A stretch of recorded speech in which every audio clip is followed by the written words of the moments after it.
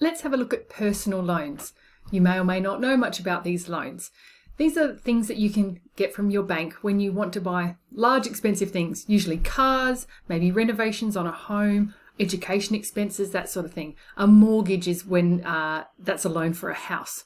When you borrow this money from a bank, or sometimes it's called a lending institution or a credit union, not only do you have to pay back that loan, let's imagine you were getting money for a second-hand car, let's say it was $4,000. Not only do you have to pay back $4,000, you have to pay back the interest as well. And not just at the end, you have to do it over a series of regular payments, so fortnightly or monthly, that sort of thing. Now, the interest is calculated based on how much is left to repay. So if you're putting in some payments each time you get paid, you're reducing that principal amount each time. And so the interest that's calculated monthly will slowly reduce. There's also fees and charges involved with when you get a loan. So there's an establishment fee for setting up the loan, usually. There's often an ongoing monthly fee as well to take into account. And it's the interest is actually going to be one of the biggest costs involved in this type of loan, especially when it's for a house, when it's a mortgage. Let's imagine you took out a loan for your house for $400,000. Sometimes the amount of interest, I think often, that you end up paying back is greater than that $400,000 amount. It's because you needed that money at that moment in time, and the fee for that is having to pay it back over 30 years or so.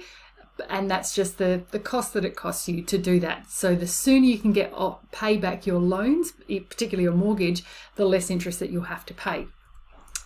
Just working through one example here, Erica takes out a personal loan of $16,500 to buy a car.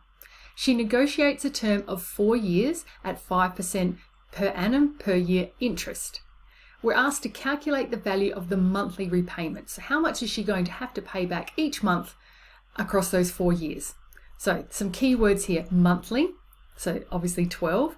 So using our graphics calculators, have them handy, input the values as we're going along here.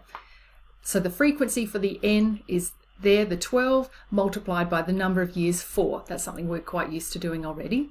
Here are some of the other values. The percent is the 5.5% interest rate. Now, we're so used to doing the principal value as a negative amount because we've been doing investments and savings. This time round, the bank gives her $16,500 so she can go off and buy the car. So yes, the money does go away from her, but the money goes away from her when she buys the car. The money is coming to her from the bank, so that is a positive number. Might just put a plus sign there. But in the future, that's going to be 0 because she wants to owe nothing at the end because she's repaying it all to the bank. So this time round, that's a 0. What else do we know? PY and CY, they're the same, 12 for that monthly. So the thing that we're solving for then must be the payments, which we haven't done before. So the monthly repayments come out to be 0.73, but they would round that up to the nearest 10 cents of how much she has to repay the bank each month. The second part of this question is the total repayments to be made.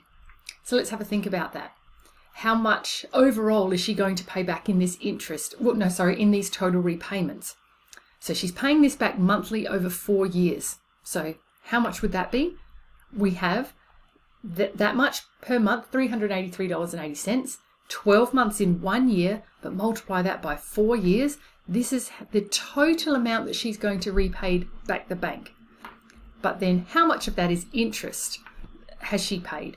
She got $16,500 to start with. She's paid back this $18,000 number. How do we work that out? It's the difference between the two.